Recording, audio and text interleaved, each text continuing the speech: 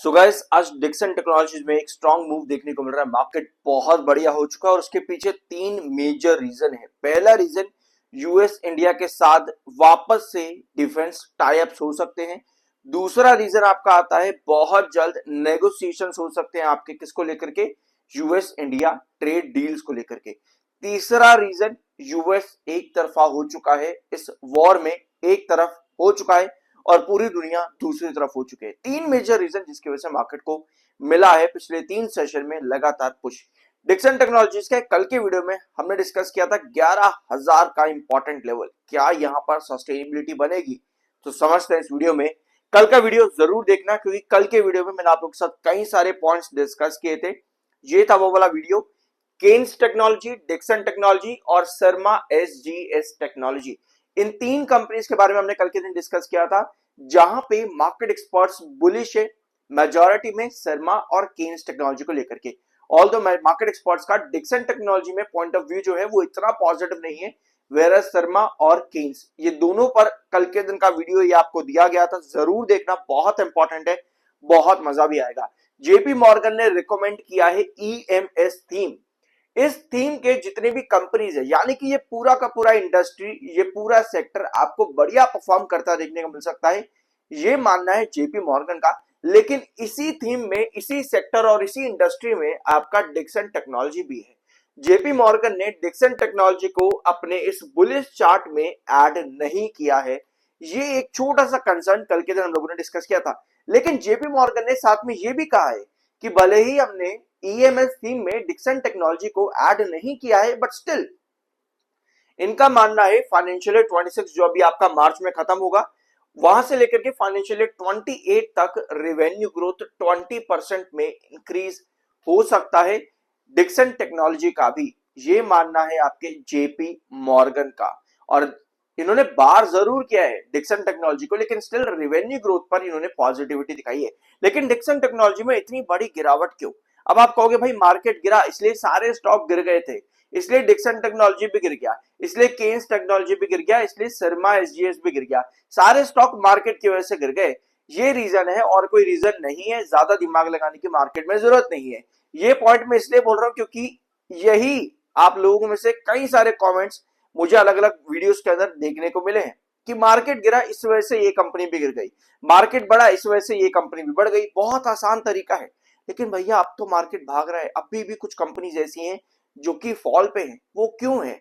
और मार्केट ऐसा नहीं है कि पिछले 4 महीनों से गिर रहा है, क्योंकि डिक्सन टेक्नोलॉजीज में ये गिरावट मार्केट गिरने से पहले, यानी कि यूएस ईरान वॉर से पहले की चल रही है। तो यूएस ईरान वॉर के पहले अगर कोई गिरावट चल रही है और हम उसको कहें कि भैया मार्केट गिरा इसलिए ये भी गिर गया, मार्केट बढ़ेगा तो ये भी बढ़ जाएगा, ये सबसे आसान तरीका है। लेकिन इवैल्यूएशन करना जरूरी है, तो वीडियो को ध्यान से देखना। सब्सक्राइब तभी करना अगर आप लोगों को पसंद है, पर जरूर कर देना, ठीक है। डिक्सन टेक्नोलॉजी, मार्केट एक्सपर्ट्स और मेजॉरिटी ऑफ एनालिस्ट का क्या मानना है? 24 एनालिस्ट का मानना है कि डिक्सन में खरीदारी करनी चाहिए, 3 का मानना है कि होल्ड करना चाहिए और 6 का मानना है कि सेल करना चाहिए। अपसाइड पोटेंशियल बताया जा रहा है यहां से 28% का डिक्सन टेक्नोलॉजी में। एम्बर और एवलॉन, अगर आपको इन दो कंपनीज पर भी वीडियोस चाहिए तो कमेंट बॉक्स में यस जरूर लिखना। शर्मा एसजीएस, इसके बारे में मैंने कल डिस्कस किया था, जहां पर मार्केट एक्सपर्ट्स और ब्रोकरेज हाउसेस का मानना है 23 बाइंग करनी चाहिए, 4 का मानना है होल्ड और 0 में सेल का है 30% अपसाइड पोटेंशियल। केन्स टेक्नोलॉजी में 16, 5, 4 और 32% अपसाइड पोटेंशियल। देखो ये ग्राफ आपको ना बहुत बढ़िया दिखेगा, आप कहोगे भैया 28% लिखा हुआ है सामने, 30%, 32% लिखा हुआ है, तो भैया मुझे क्या देखने की जरूरत है? लिखा हुआ है इतना बढ़ेगा तो भैया एंट्री कर लो। नहीं, ये गलतियां मत किया करो। ये ब्रोकरेज हाउसेस और एनालिस्ट के रिपोर्ट है जो कि इतना पोटेंशियल बताते हैं, इतनी रेटिंग्स बताते हैं। ये जरूरी नहीं है कि ये टारगेट्स आपको हमेशा अचीव होते देखने को मिलेंगे। आपको सबसे पहले प्रॉपर एनालिसिस और प्रॉपर रिसर्च की जरूरत होती है कोई भी डिसीजन लेने से पहले। अब आते हैं डिक्सन टेक्नोलॉजी में गिरावट क्यों देखने को मिली। आपको मालूम है कि 18,000 के आसपास ये स्टॉक ट्रेड कर रहा था, लगभग 18,500। आपकी वॉर कब शुरू हुई है? लगभग फरवरी में शुरू हुई है, फरवरी जनवरी के अंदर शुरू हुई थी, शायद फरवरी में शुरू हुई है वॉर, ठीक है। तो फरवरी में जब वॉर शुरू हुई तब मार्केट आपका गिरना शुरू हुआ, लेकिन डिक्सन टेक्नोलॉजी आपका गिर रहा है लगभग सितंबर के महीने से। सितंबर के महीने से आपकी लगातार डिक्सन टेक्नोलॉजी में गिरावट है और ये गिरावट अभी भी रुकी नहीं है। ऑल्दो आज के दिन मार्केट अच्छा तो उसको देखते हुए डिक्सन में भी आज के दिन रिकवरी है, लेकिन क्या 11,000 क्रॉस कर पाएगा? और ये गिरावट क्यों आई हमको ये मालूम होना जरूरी है। क्या वापस से इतना पोटेंशियल मिल सकता है? देखो यहाँ पे कंपनी का परफॉर्मेंस कैसा है। अभी आपने देखा कि सितंबर के महीने से लगातार स्टॉक में गिरावट है, क्योंकि वहां पर कंपनी का सितंबर क्वार्टर आया जहां कंपनी ने मात्र 28% का ही ग्रोथ दिया और उसके बाद दिसंबर क्वार्टर में कंपनी का ग्रोथ और भी ज्यादा खराब चला गया, मात्र 2% पे।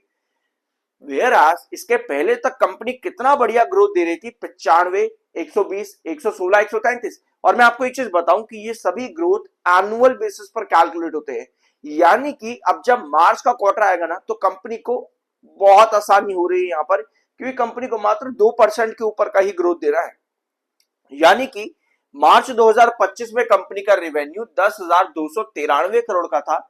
यानी इस बार अगर कंपनी में आप 2% कैलकुलेट करोगे तो इस बार कंपनी को मात्र 10,500 से लेकर के 10,600 करोड़ तक का ही रेवेन्यू देना है।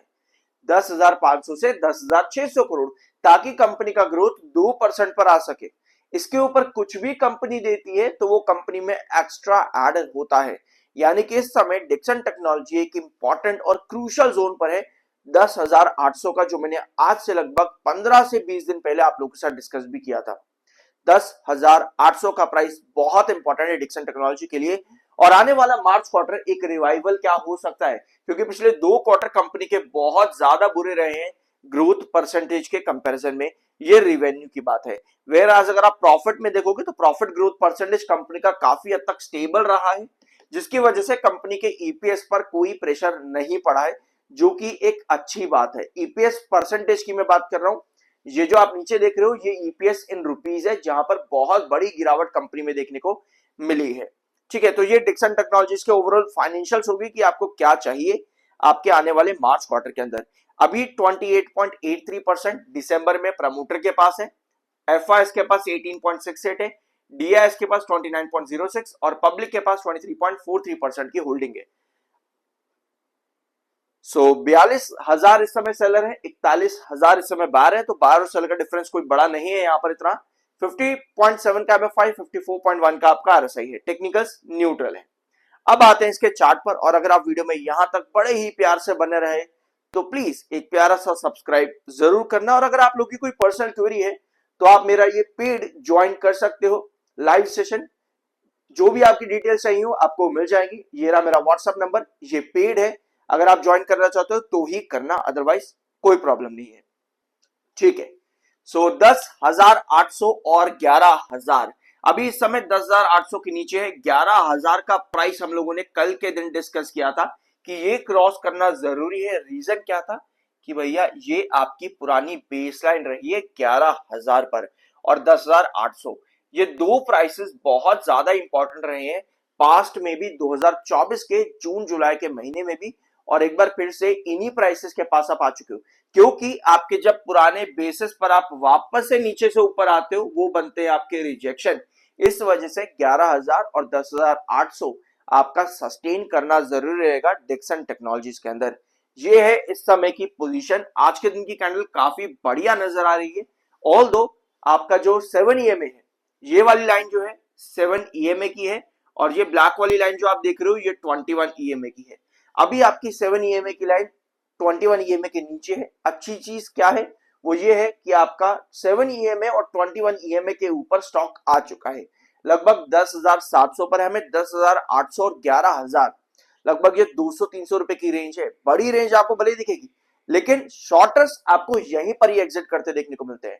अगर आप लॉन्ग टर्म इन्वेस्टर्स यहां पर हो तो आपको ये मालूम होना चाहिए कि इस रेंज पर आपको किस तरीके से एंट्री करनी है ताकि आपको वापस से ब्रेकआउट मिल सके, यानी सस्टेनेबिलिटी इन दोनों ही लेवल्स पर 10,800 और 11,000 पर। शॉर्टर्स के लिए ये रिजेक्शन है, यानी कि शॉर्टर्स आपको यहां पर एग्जिट करते देखने को मिलेंगे।